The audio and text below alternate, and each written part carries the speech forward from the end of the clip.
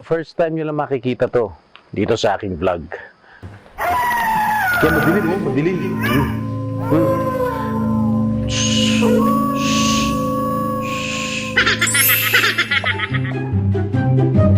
Okay ba? Believe it or not, meron ako papakita sa inyo. Naniwala kahit hindi. Hindi ko alam, pati ako nagulat kung bakit siya nagpatayo nito. Yeah.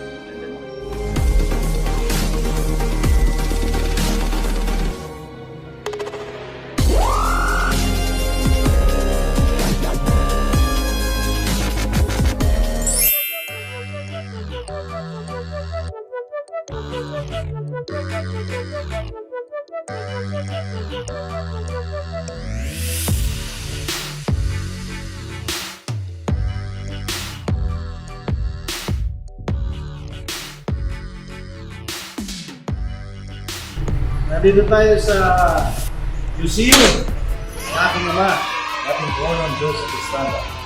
Tutupo kayo rito sa kanyang pinagawang museum at Escorado. Okay?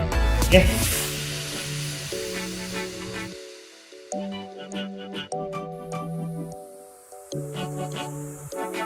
Okay, ito ang kanyang matawag dito. Statwa. Okay?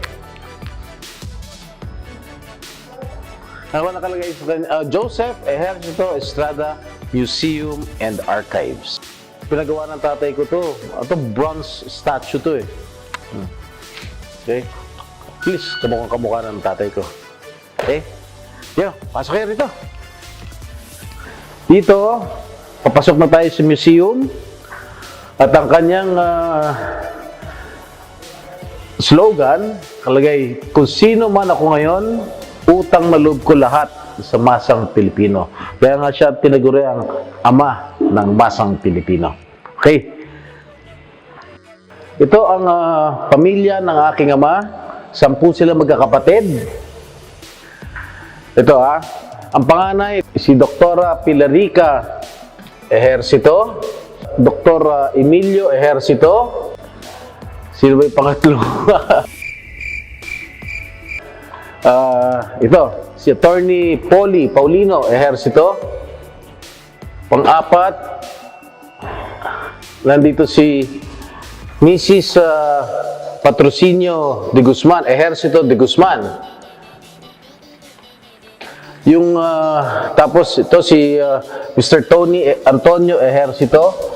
Yung isa namatay na, si Tita Connie, si Mrs. Connie Poblete. Namatay na po yan, maaga namatay. Tapos, ito naman si Miss Marita Ejercito, pang-7. At ang, pang-6. Hindi, pang-7. Tapos, ang aking ama, yan, si President Estrada, pang-8. Tapos ito, si Tito George Strigan, pang-9, na pumanaw na noong 1988. Tapos ang bunso, si Tito Jesse Ejercito. Ito naman ang lolo at lola ko. Ito si lolo ko, si Engineer Emilio Ejercito. At ito, lola ko, si Doña Mary Ejercito. Okay. Ito ang first communion ng tatay ko. Ito nung grade 6 siya sa Ateneo, 1951. Ayan, buong pamilya ito. Ito yung si Tita Connie, yung sinasabi ko namatay. Una na namatayan at the age of 35, if I'm not mistaken, namatay siya kaagad. Ito, mami ko. Nag-date sila noong 1959. O ha? Ang ganda nanay ko dito ha. Saka tatay ko. O, gwapo. Ito yung Ejercito family noong 1980. Ayan. 9 na lang sila. Ngayon, 5 na lang sila natitira kasi 5 na yung namatay. Punta naman tayo sa kanyang pag-aartista. Ano? Kamusta ka na? The Actors Got Heart. From 1957, nag-umpisa siya noong 1957, ang unang pelikula niya ay yung Kandilang Bakal. Hanggang 1989. Pero gumawa pa rin siya ng pelikula nung ang huling pelikula niya in 2009, yung Ang Tanging Pamilya, mula sa Star Cinema. Tingnan nga natin to. Sino? Okay ba?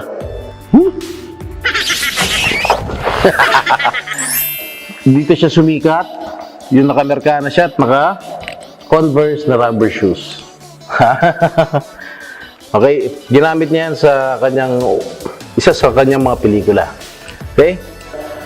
Mga pelikula niya, siguro humigit kumulang mga 200 pelikula ang ginawa ng aking ama si Joseph Estrada.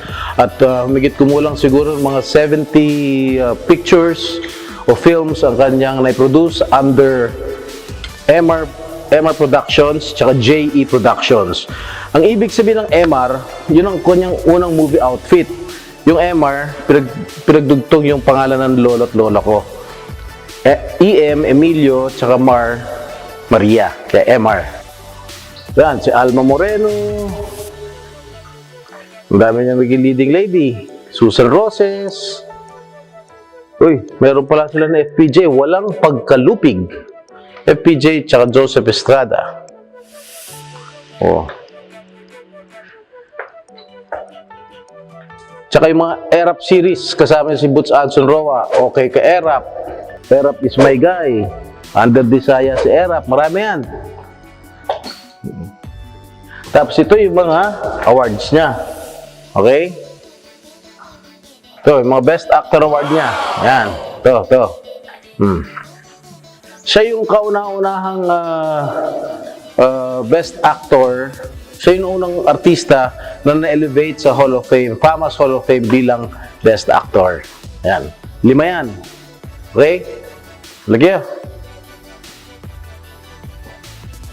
At ito yung pinaka-classic na pelikula ng tatay ko.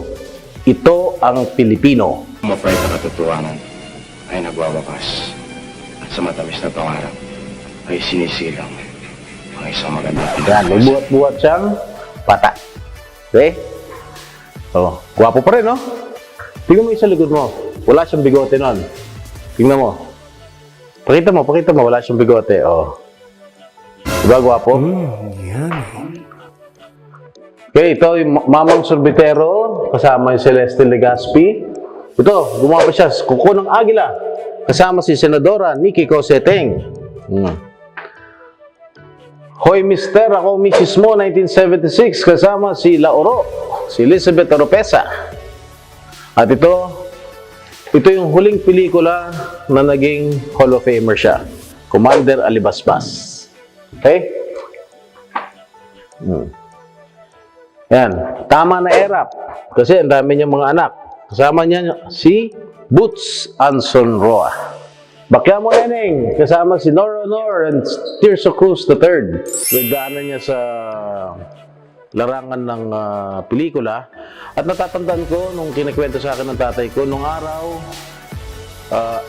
tatlo pelikula niya, Lagare, sumasakay daw siya sa bus, dala-dala niya yung kanyang mga costume, wala pa siyang sasakyan nung araw, kaya pipila pa rin daw siya sa pagdating ng oras ng kainan. Kaya siguro it paid off, naging superstar, naging best actor, best producer, lahat na siguro ng mga awards bilang isang artista nakuha na ng aking ama. Ito naman yung unang pagsabak niya sa larangan ng politika bilang mayor ng San Juan. Okay? Ito ang original na uniforme ng tatay ko nung mayor ng San Juan. Oh. Polo Barong. Ayan, nakalagay. San Juan Mayor. Okay?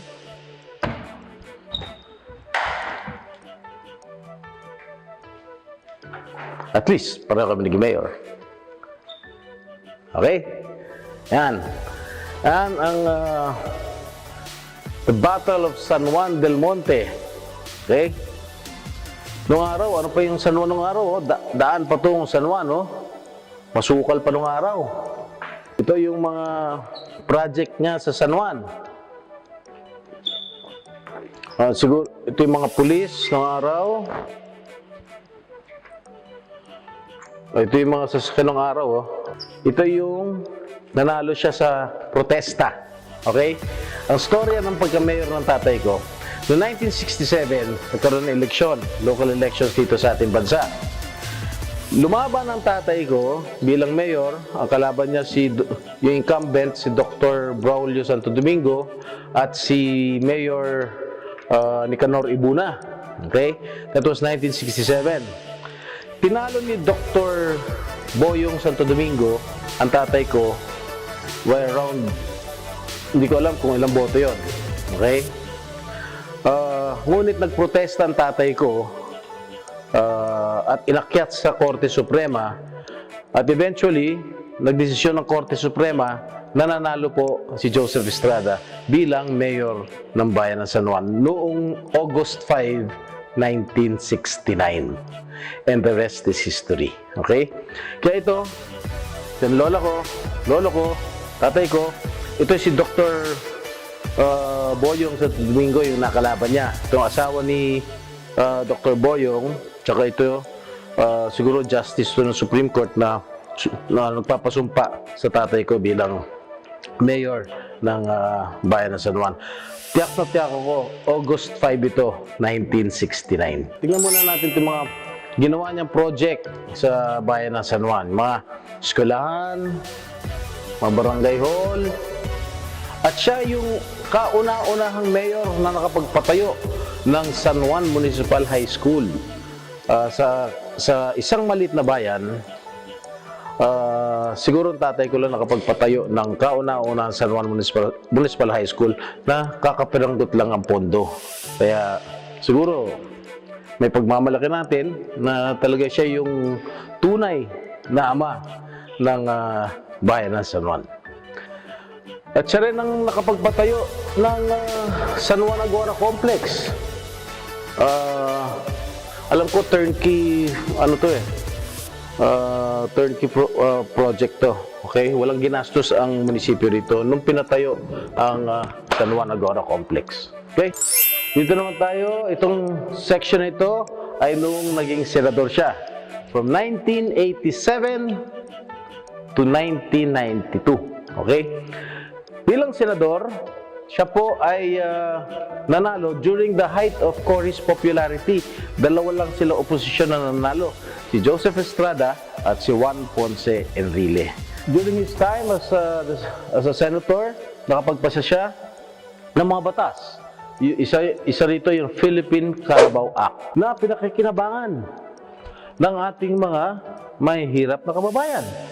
Okay? Kaya niya ginawa yung Philippine Carabao Act kasi pinagtatawanan siya ng mga kapwa senador niya kasi yung English doon ng tatay ko, Carabao English. Okay? Kaya yun, gumawa siya ng batas na pakikinabangan ng mga hirap, yung Philippine Carabao Act. Named as one of the outstanding senators during his time, together with Senator Bert Romulo and Senator Chofisto Gingona. And he was also, nakita nyo, bakit no? Ito mga senador ito, Senator Sagisag, Senator Salonga, Senator Estrada, Senator Tanyada, Senator Enrile, Senator Laurel, Senator Mercado, Senator Ziga, Senator Maceda, Senator Gingona, Senator Pimentel, Senator Butsaquino, lahat yan, nag-no yan sa US bases. Okay? Kaya lahat yan, 4, 6, 12 senators ang hindi sumang-ayon na manatili pa ang US bases natin dito sa ating bansa. Siya rin ang naging chairman ng Senate on Cultural Minorities. Kaya pinangalagan din ng aking ama yung ating mga cultural minorities. Okay? Yung mga tinatawag natin mga indigenous people. Okay? Okay, dito naman tayo. Ang section na ito ay noong pangalawang Pangulo siya ng Republika ng Pilipinas. Okay? Ito ang ginamit niya nung sumumpa siya bilang Vice President ng ating bansa. Ito ang picture. Halika dito. Pakita mo itong picture. Vice President, nandiyan ang nanay ko, si Dr. Aloy, President Cory, First Lady Ming Ramos, President Ramos. Ayan. Ito yung barong na ginamit nung sumumpa siya bilang Vice President of the Philippines. Okay? Appoint siya ni Pangulong Ramos bilang tagapamahala ng PACC, Presidential Anti-Crime Commission. Okay? Ano natin? Okay ba? Okay. Good job, Dad. Marami siyang nagawa, marami siyang napahuli nung panahon niya bilang Vice Presidente. Yan. Nandyan si Jopring, si Sarkal, na alam kong involved sa mga illegal na aktibidades. Yan, pumunta siya, hindi ko alam kung nasa Batangas to o ano. Okay, mapunta naman tayo dito bilang Pangulo ng Republika ng Pilipinas. Halika na. Ito ang mga barong Tagalog na ginagamit niya bilang Pangulo ng Pilipinas. Ito yata nung sumumpa siya sa Baraswain Church bilang Presidente ng Pilipinas. At ito yung ginamit niya sa Baraswain Church kasi may simbahan. Okay? Ito yung ginamit niya sa Luneta. Okay? Nung nag-speech siya sa Luneta noong unang araw ng kanyang pagkapangulo. Ano yung pinakamagandang line niya doon? Walang kumpare, walang kaibigan, walang pwedeng magsamantala ngayon. Walang kaibigan, walang kumpare, walang kamag-anak na maaaring magsamantala ngayon. Nandito yung mga pictures nung siya'y Pangulo, dating Vice President Gloria, si FG, First Gentleman, President Estrada, First Lady Loy. Ito naman ang very symbolic jeep ni Erap. Okay? Jeep ni Erap. Dito sumakay, dito nagmaneho ang tatay ko. Nung nag-file sila ng Certificate of Candidacy, kasama lahat ng kanyang mga kandidato. Very, very memorable itong jeep ni Erap.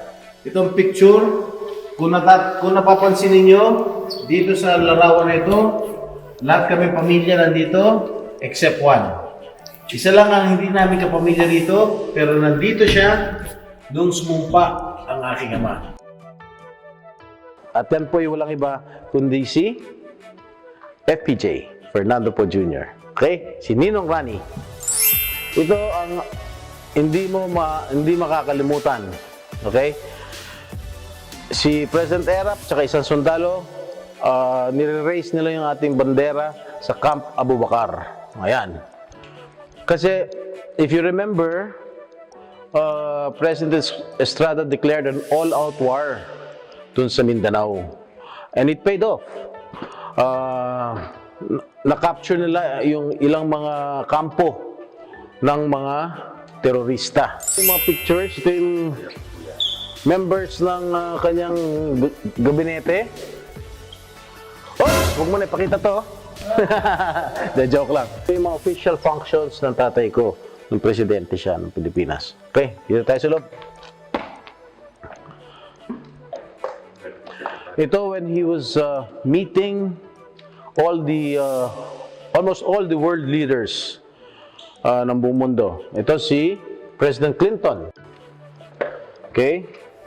Ito si Bill Gates. Oh. Ha? Ito si Sultan Bolkiah. Si Secretary of State Madeleine Albright. President Habibie, I think, of Indonesia. And Cambodian Prime Minister Samdech Hun Sen sa Malacanang. Ito, si ano? Oh. Si President Mandela ng South Africa, 1994 pa. Inutusan ni President Ramos si Vice President Erap noong 1994 para i-represent ang Pilipinas sa inauguration ni President Nelson Mandela ng South Africa. Kanyang mga pictures with the world leaders. Imagine, kasama pala niya si Venezuela President Hugo Chavez noong 1999. Pumunta pala siya rito sa ating bansa. Okay? Helen Clark, New Zealand's first woman Prime Minister, September 1999. Mongolian President, President Bagabandi. Ito ang kanyang lamesa noong siya'y Pangulo ng Republika ng Pilipinas. Ayan. Punga tayo. Yan. Oh. Ano ang problema niyo? Oh. Okay na yun. Yes. Oh. Okay ba? Hindi ako bagay rito. Ang function niya, official function, nung presidente siya, ay ang pasumpain niya ako bilang mayor ng San Juan. Yan. 1998, June 30, 1998. Kasama ang aking asawa, si Janela, si Julian, at si Jolo. Wala pa si Jill nung araw. At ang mami ko, Dr. Loy. Ito yung nung kinasal ang aking kapatid na si Jackie kay Beaver Lopez dun sa Manila Cathedral nung presidente ng tatay ko noong September 8, 1999. At nung dumalaw si FPJ sa Malacanang. Panghuli, hindi natatapos. Panghuli. Pagkatapos siya naging presidente, ano po nangyari sa kanya? Nakakulong. Ito tayo. Sabay kami nakulong. Kaya madilim, oh, madilim. Ayun.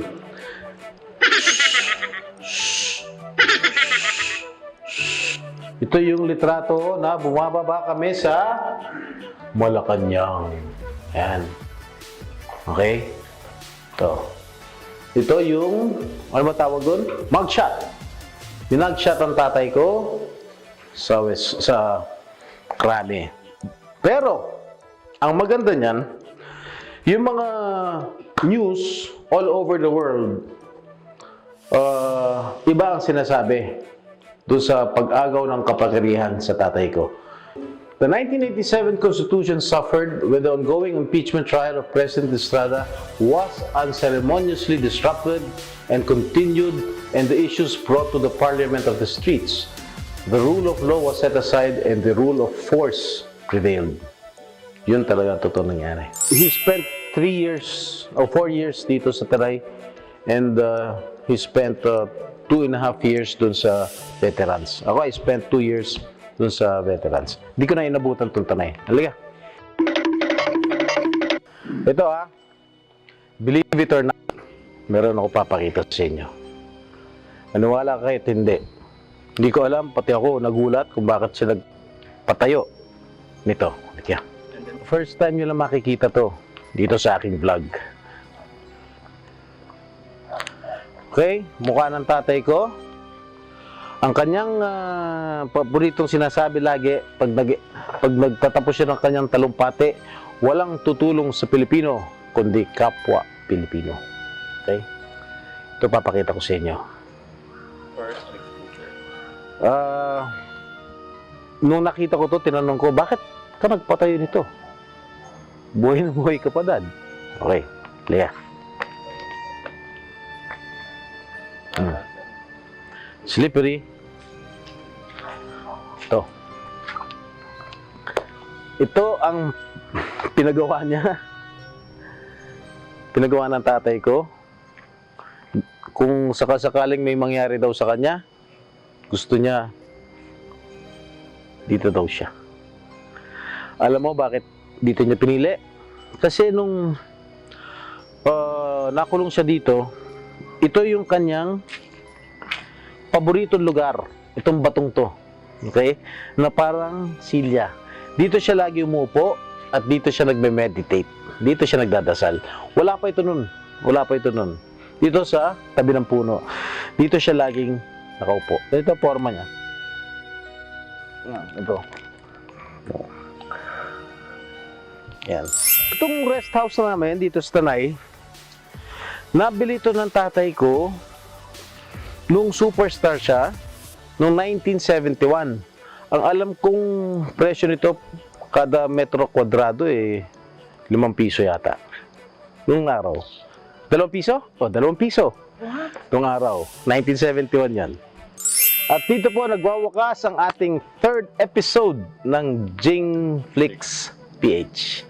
Abangan niyo po ang susunod na kabanata.